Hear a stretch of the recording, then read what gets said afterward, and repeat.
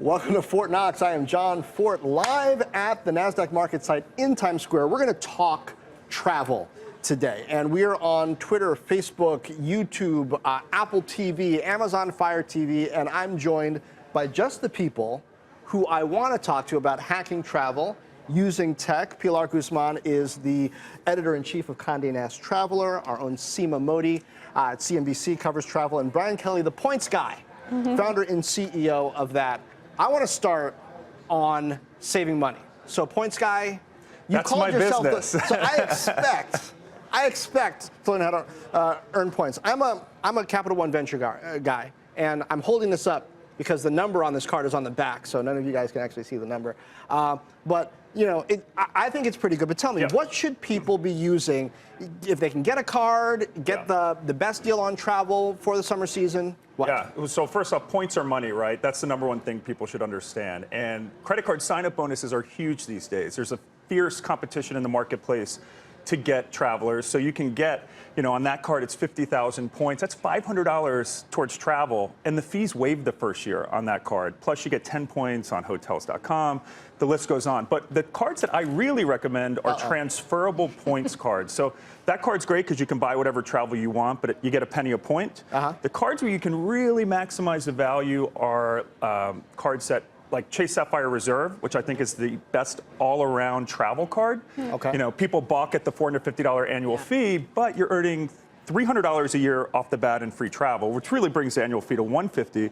But you get triple points on all travel and dining, and then you can take those points and transfer to United or Hyatt, stay in the Maldives, Do fly Uber first and class. Lyft rides count They count as travel? 3X. Not only that, Okay. you know, MTA counts as 3X, parking, tolls. So the categories are really wide.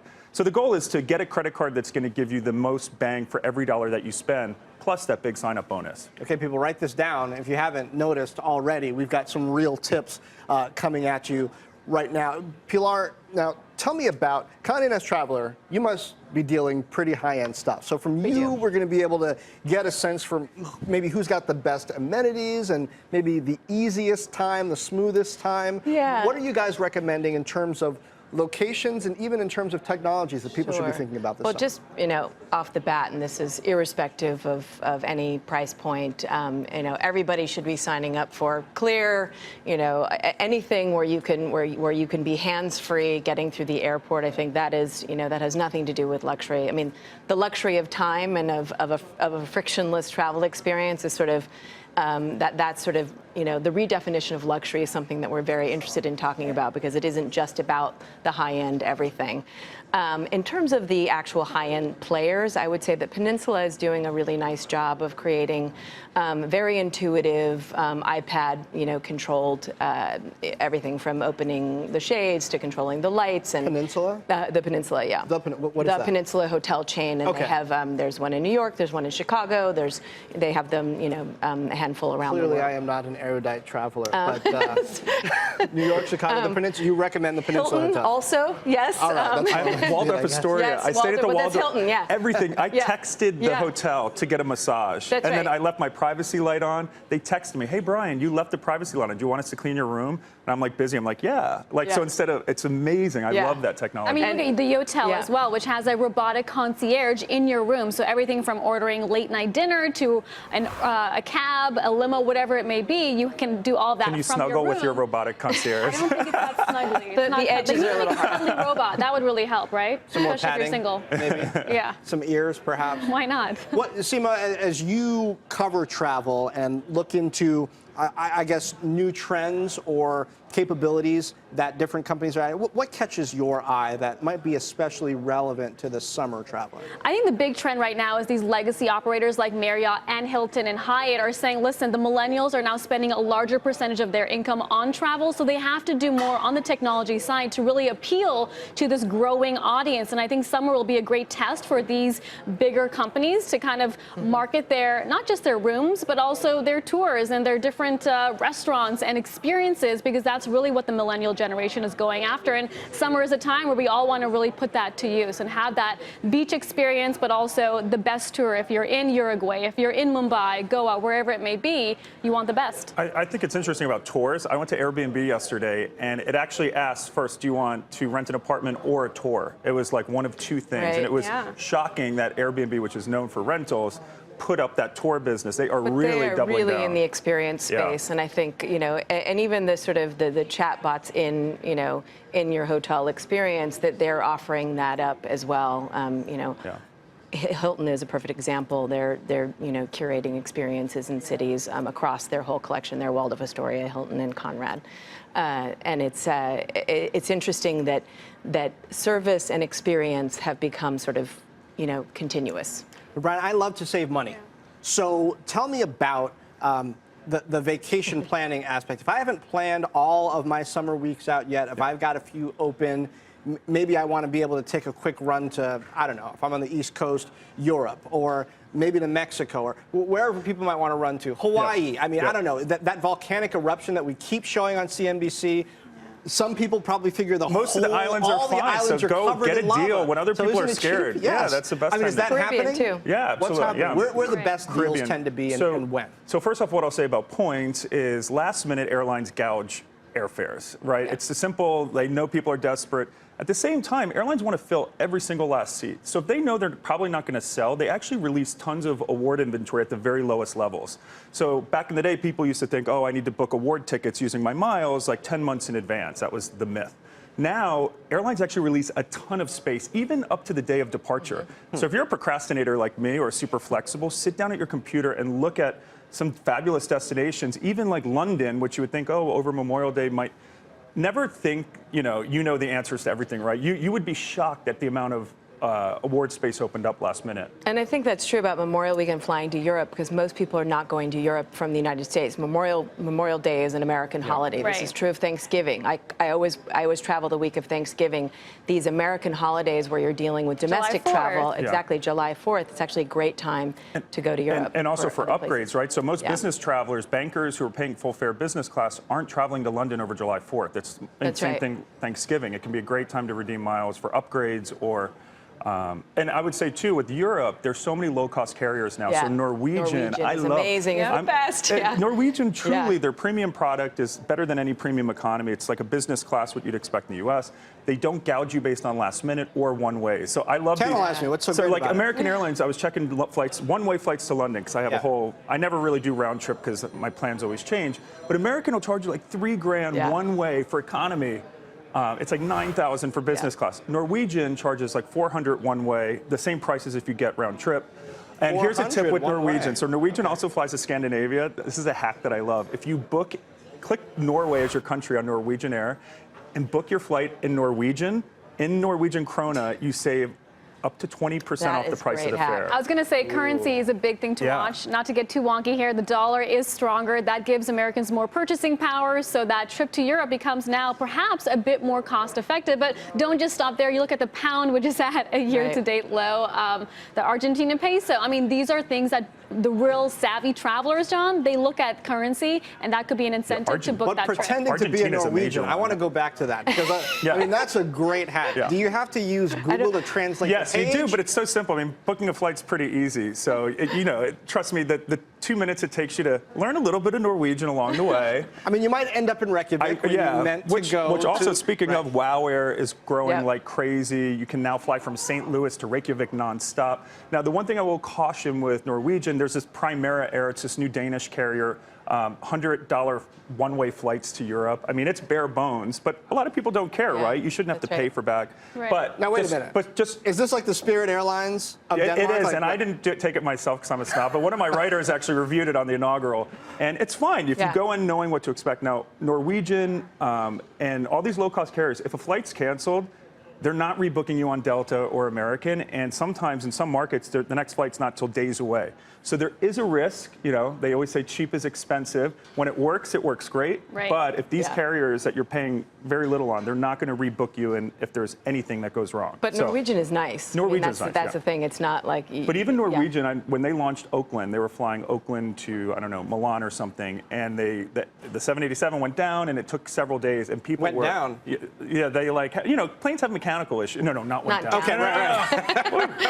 But I know a lot of people, here. Norwegian would not book them, and people lost 3 days of their vacation. So that usually doesn't happen, but it's something to keep your eye on. Pilar, where can I go to be cool?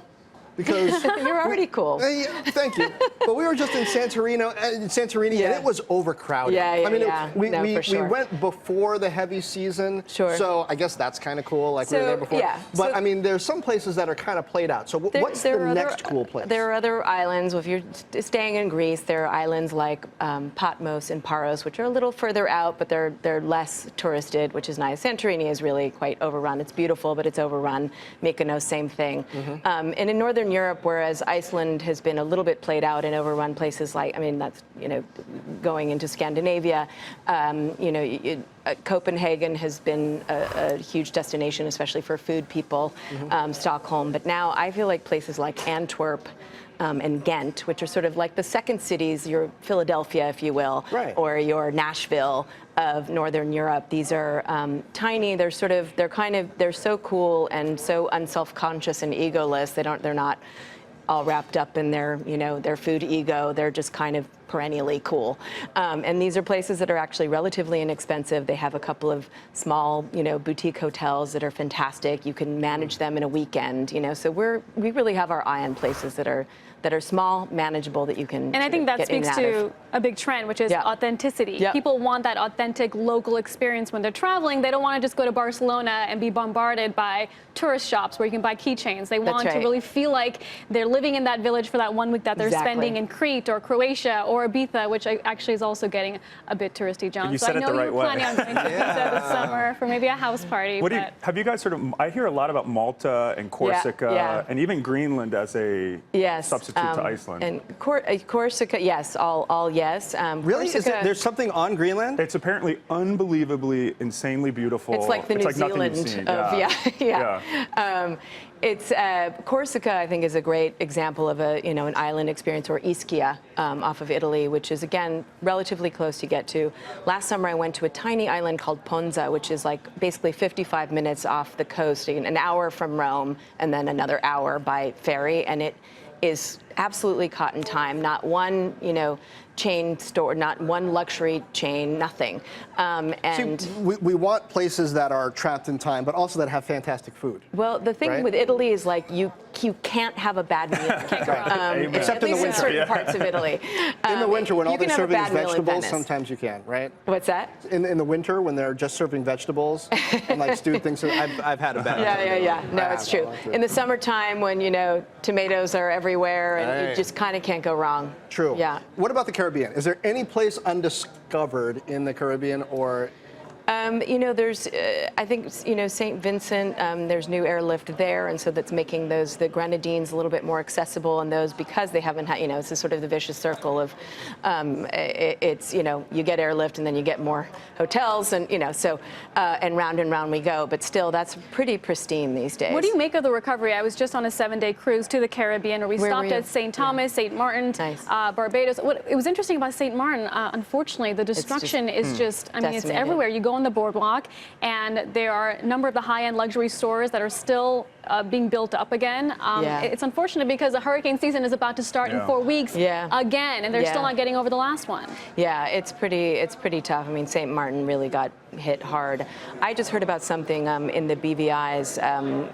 They're courting tourism by boat so that you can actually experience the islands and some, all ranges from the high, medium, sort of low end.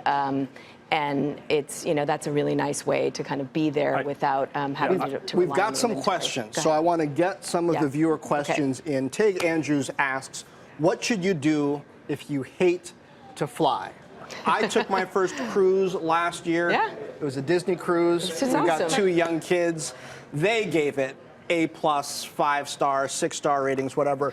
But if we're looking at, are there deals on Absolutely. cruises? Exactly how and when should you try to book? Any hacks, any tricks? Cruisecritic.com. Cruise Critic, yeah, I'm not a cruiser, so I'll yield to the other experts on the panel. I was with that. actually just recently on 2 ships. I was just on the Norwegian At the same Bliss time? at the same time. It's miraculous, remarkable.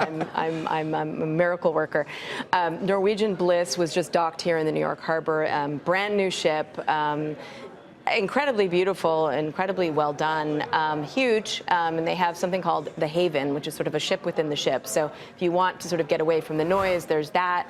But if you have kids, there's slides and go-karts and all these crazy things. So if you were to do an Alaskan cruise, which this time of year is actually a perfect thing to do, you leave from Seattle. I guess this doesn't address our I don't know where our person is They're coming everywhere. from here. I left from Vancouver when I went on an Alaskan cruise. So this is kind of a great time of year to do that, and everybody sort of wins. You get a kind of a super educational kind of experience, which you can't otherwise do by land, because this is the way to see the glaciers is by boat, full stop.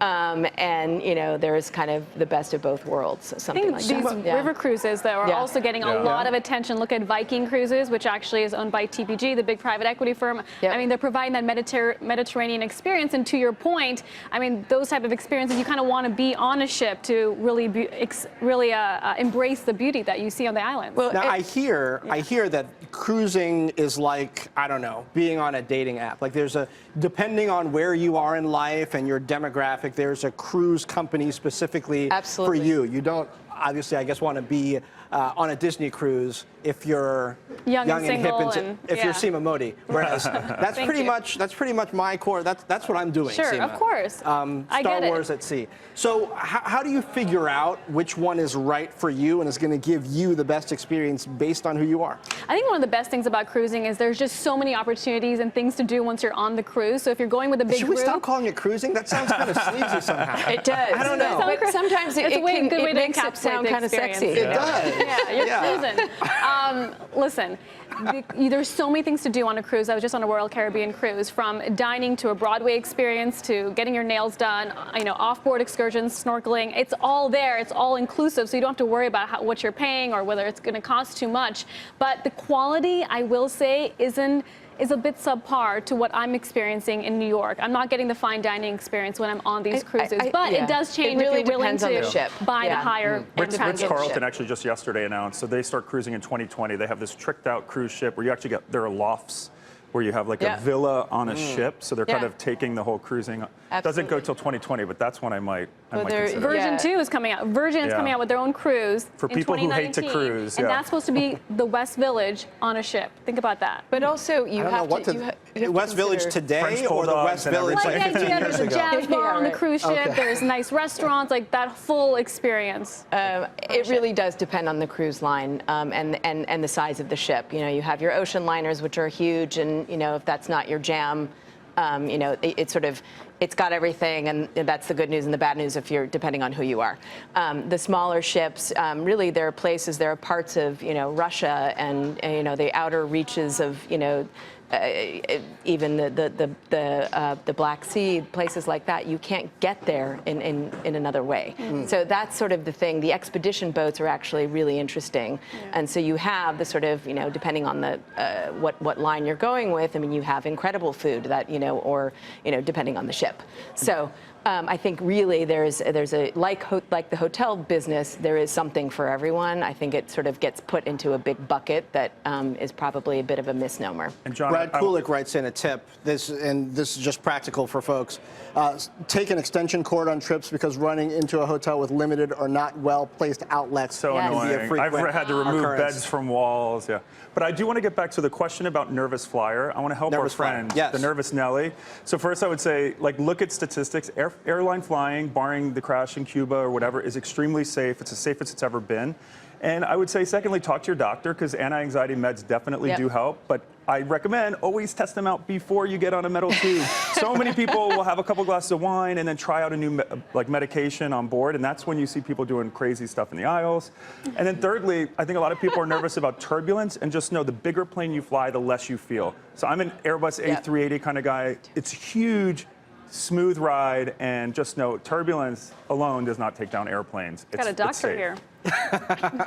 That's good. Amen. Yes. So, again, this is Fort Knox Live. We are live on YouTube, Facebook, Twitter, Apple TV, Amazon Fire TV, talking about travel hacks and tech. Now, I want to turn to the experience. What properties am I going to have just an absolute amazing experience in? If it's technology-led, I guess all the better. On the cruise side, the Disney cruise impressed us on a number of levels. Not on how much they charge for Wi-Fi. That was too much. But putting the kids into Kids Club and sort of like they could kind of scan in, scan out. That was nice. We felt secure in that. But for the rest of us who perhaps are going without the kids, are there places, are there experiences that are just going to be next level special?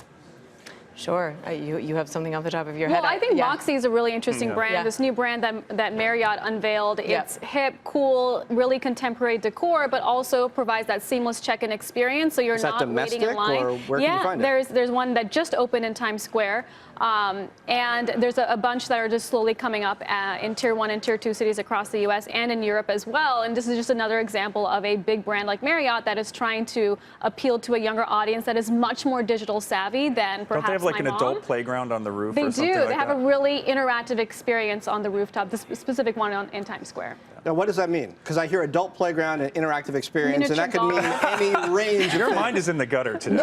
No, it's in the pool, the infinity pool up on the roof. But I just want to be sure that we don't leave things. There's a nightclub. There's a nightclub. But Okay. there's also miniature golf with some provocative. What do you call them? Like statues? Yeah. It's fun. There's Miniature also, golf with provocative statues. you have to see it for yourself. See, this is why I asked, because I figured I might get something. I also think like that. there's a bit of a movement, at least in the sort of the high-end space, where you front load all of your preferences at the outset, and then you're sort of phone free, which I think is sort of the ultimate. That it's that yes, you're preloading your preferences so that you don't have to make another decision again, and that is the ultimate luxury, is to be sort of off the grid. Yeah. To be ultimately on the grid and then ultimately off. I would just chime in there. I think so many people think, oh, experiences, oh, technology. Let's put the two together. Like, I personally love technology to book my room, get transparency. What's my room going to look like? Yeah. But I stayed at one of the top hotels in the world, Nihiwatu. It's this resort in Indonesia. And what I loved about it is you are off the grid.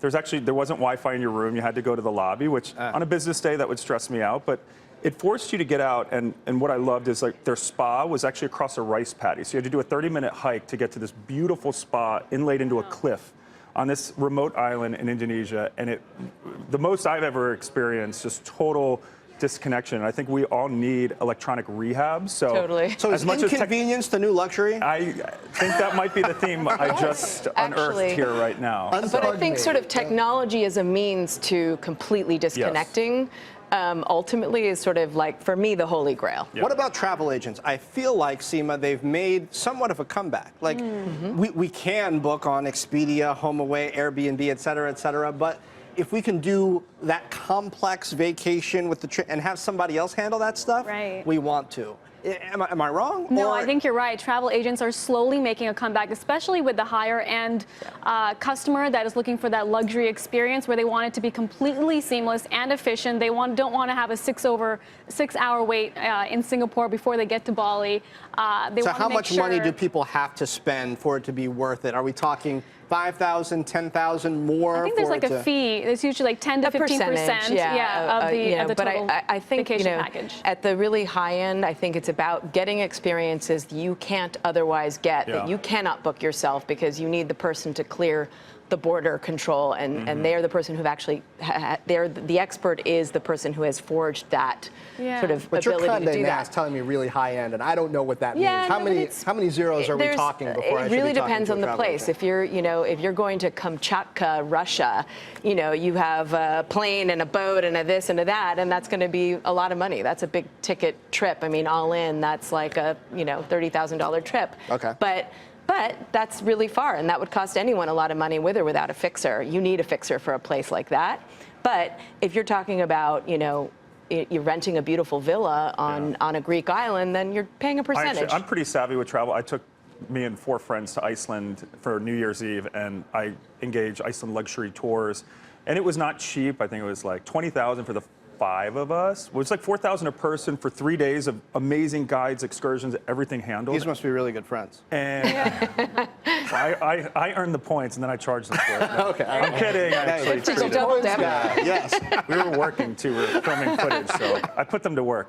But it was amazing. I mean, and truly, time is a luxury. That's And right. Saving time and frustration. And I think with so much information on the internet and TripAdvisor going to, and you're like, oh my gosh, too how do I? much. TMI. You know, so I think travel agents getting curated who know your likes and needs, and you know, you just have to get over the fact you're going to pay a premium for that, but it's going to, you know, Pay off. especially for people who only have one big vacation a year. That's right. Invest in a little bit extra to make sure it's done right, because small mistakes can cost you. Here's a good question. What are the best affordable companies that provide active family vacation services? And as I kick off this question, I will give a little hack that I discovered. When we planned our trip to Greece, which was crazy, but we took our kids to Greece. We looked at Disney's kind of family cruise itinerary to Greece, and then we just copied it. We were like, they do this, and they do this, and they do that. Yeah. Okay, we're going to do that, but we're not going to pay Disney to set it up for us. And then I like to take photos, and I looked at, you know, people who were doing these photo tours that they were leading people on, saying, hey, we go here at this time and take pictures of the Acropolis. It's like, okay, thank you. I'll just go do that myself. So you're a plagiarizer. You're a travel plagiarizer. Well, I didn't write it down, so it's not plagiarism. It's Here's what it is. inspiration. You're obviously well traveled and you're comfortable. I think a lot of people, and I think this is true of many Americans. I mean, I hear this from travel agents all the time, that the Brits and the French and the Italians are much more sort of fearless. I think that's changing with millennials for sure.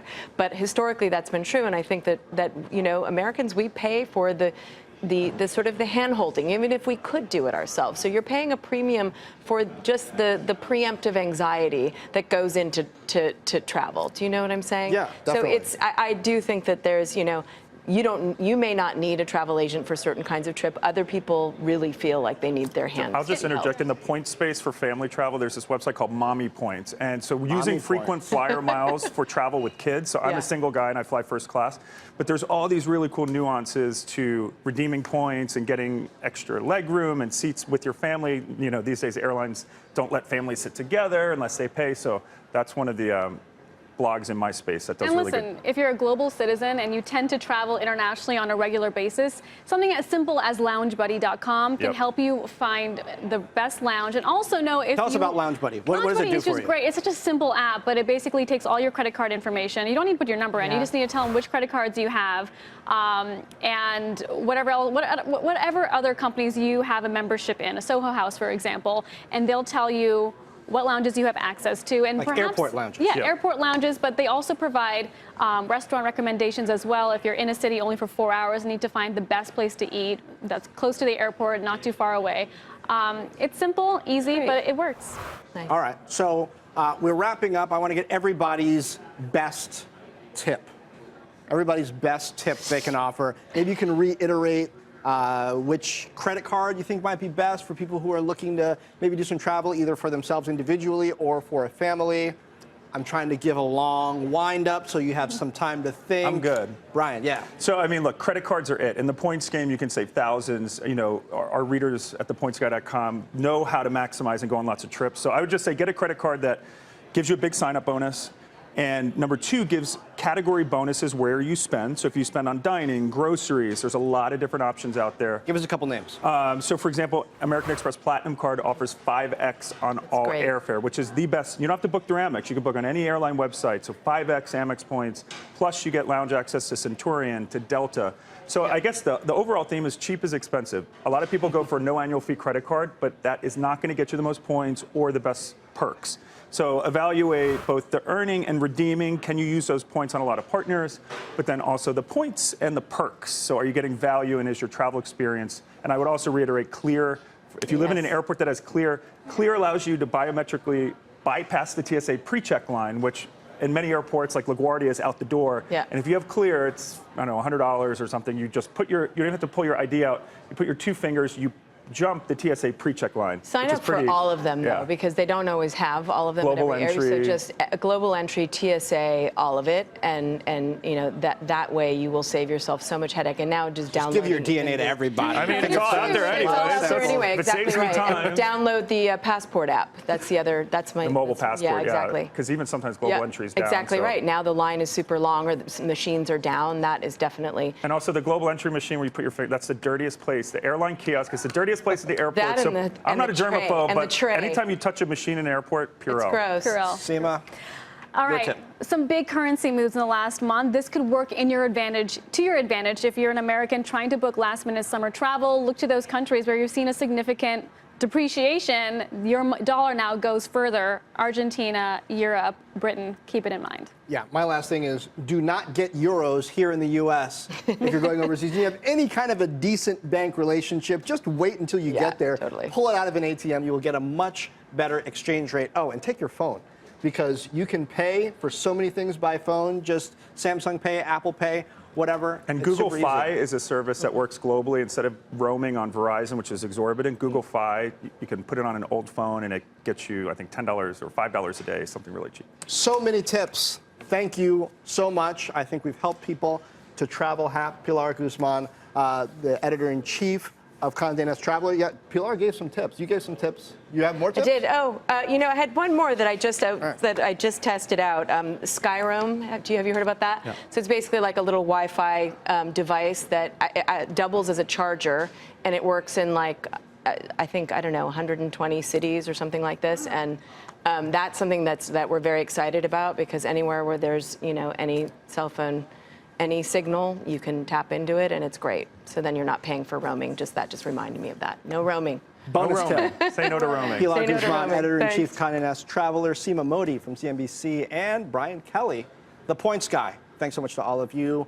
And thank you for watching. This has been Fortt Knox Live. I'll see you next time. Hey there, thanks for checking out CNBC on YouTube. Be sure to subscribe to stay up to date on all of the day's biggest stories. You can also click on any of the videos around me to watch the latest from CNBC. Thanks for watching.